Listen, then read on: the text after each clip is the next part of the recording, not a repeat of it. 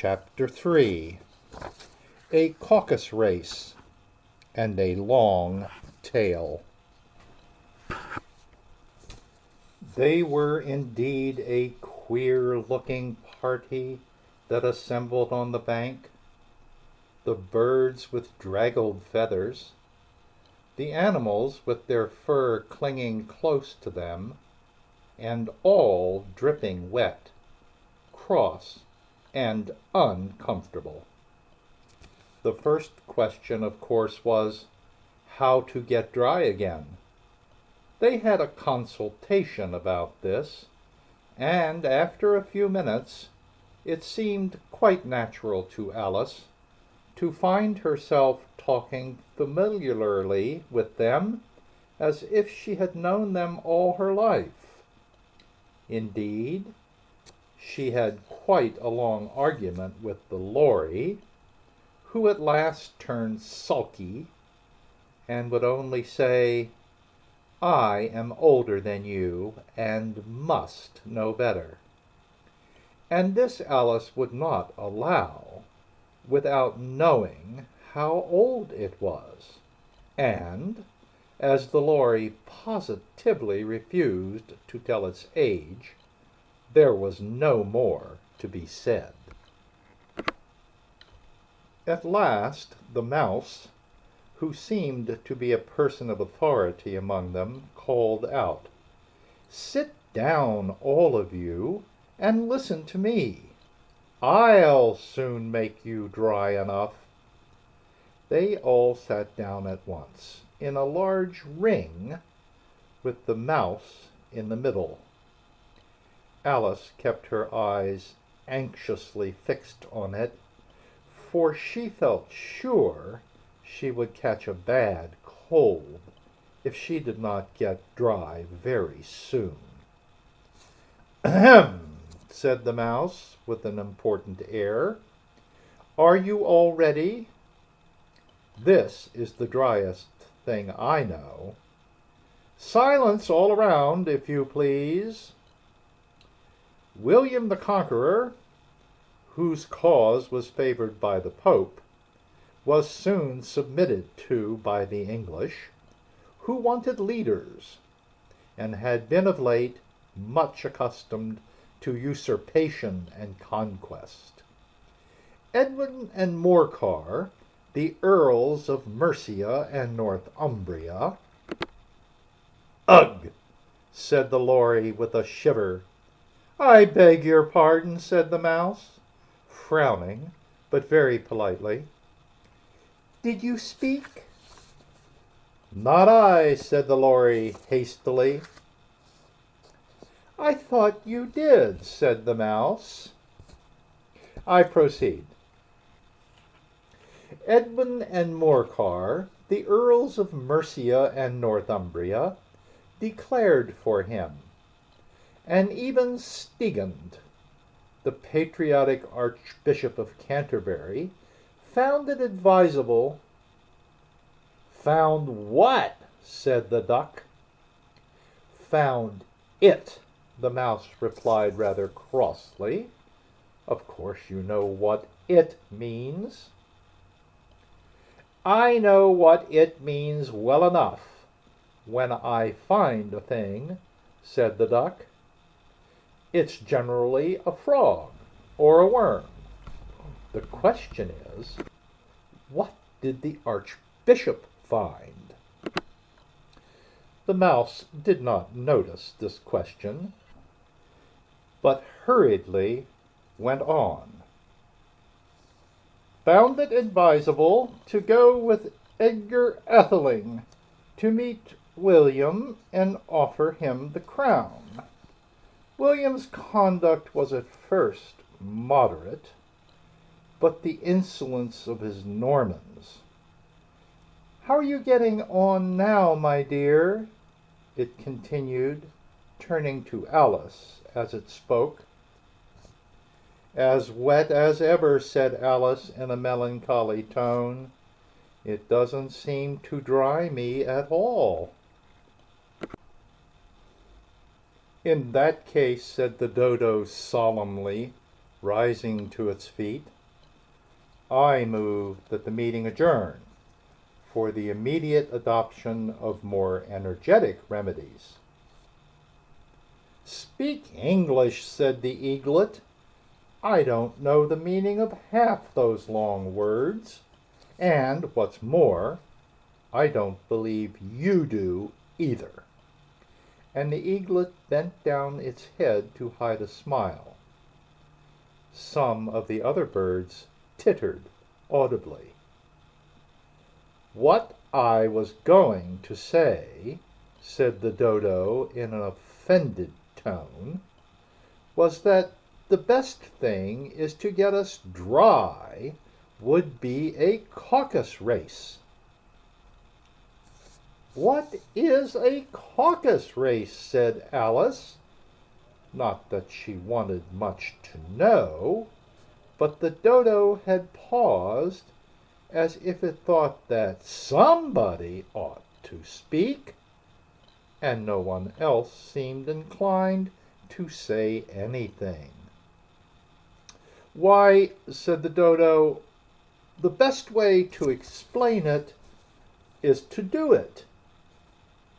And you might like to try the thing yourself some winter day. I will tell you how the dodo managed it. First, it marked out a race course in a sort of circle. The exact shape doesn't matter, it said. And then all the party were placed along the course, here and there.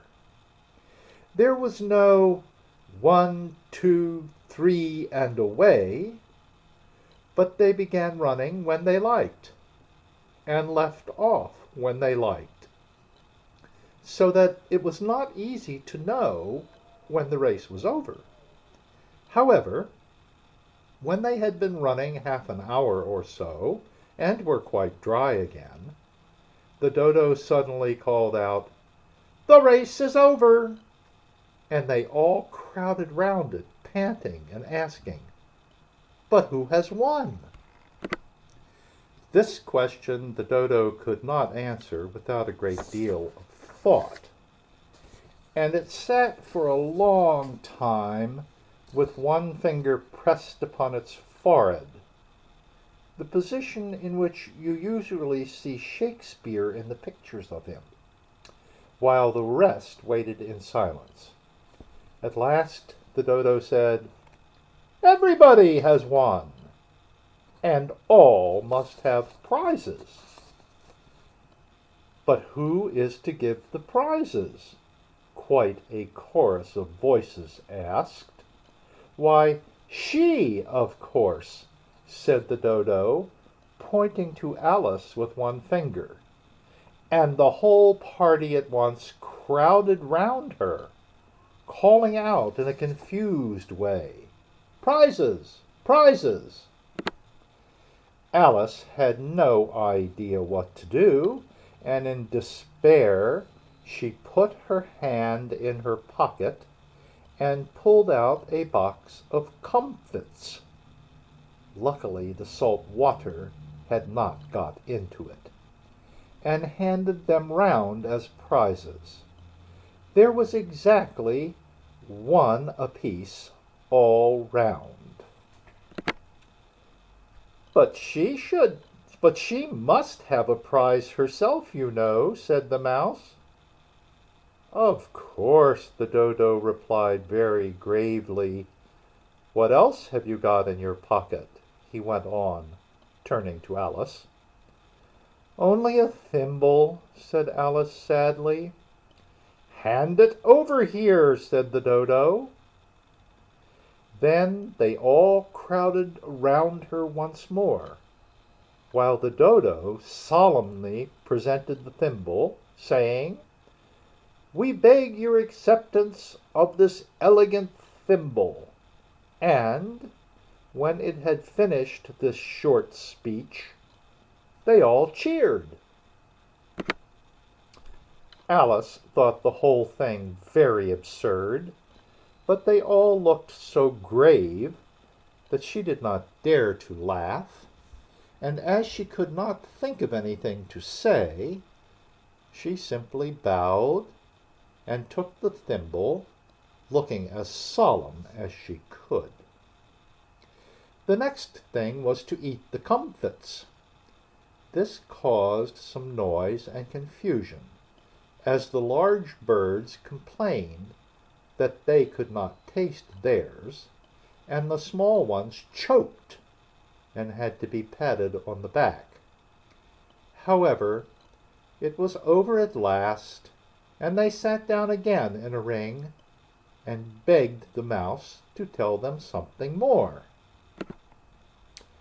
"You promised to tell me your history, you know," said Alice, "and why it is you hate C and D," she added in a whisper, half afraid that it would be offended again. "Mine is a long and a sad tale," said the mouse, turning to Alice and sighing. "It is a long tale, certainly," said Alice, looking down with wonder at the mouse's tail. "But why do you call it sad?" And she kept on puzzling about it while the mouse was speaking, so that her idea of the tale was something like this.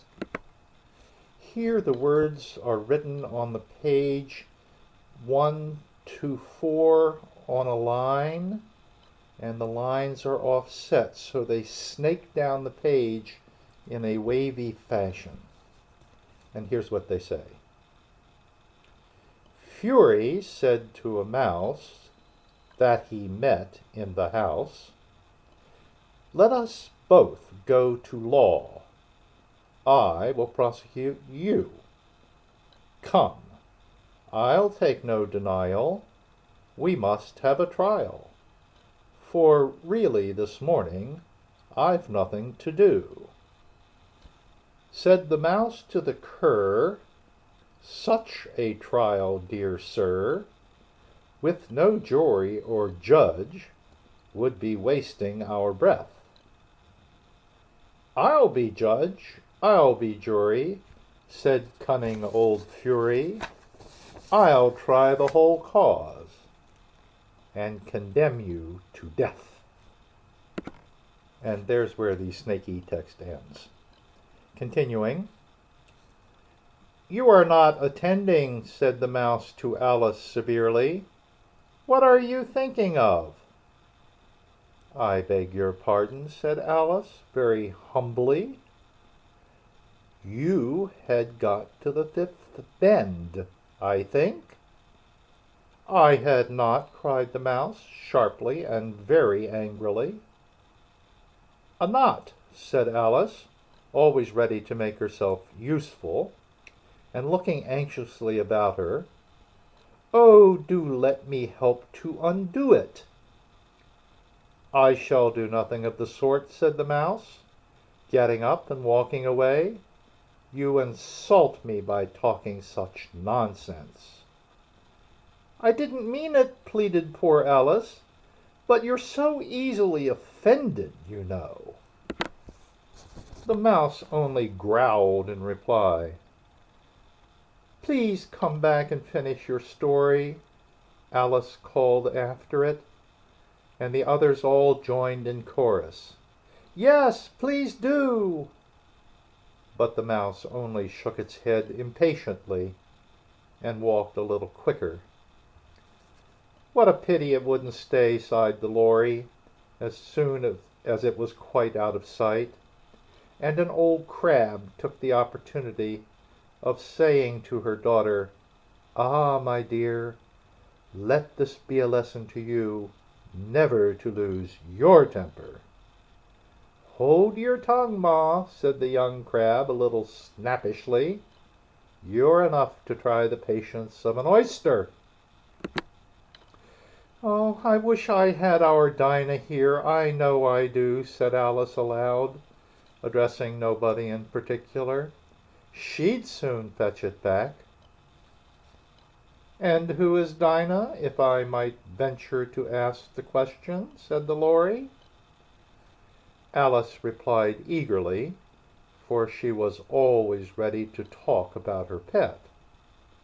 "Dinah's our cat, and she's such a capital one for catching mice you can't think.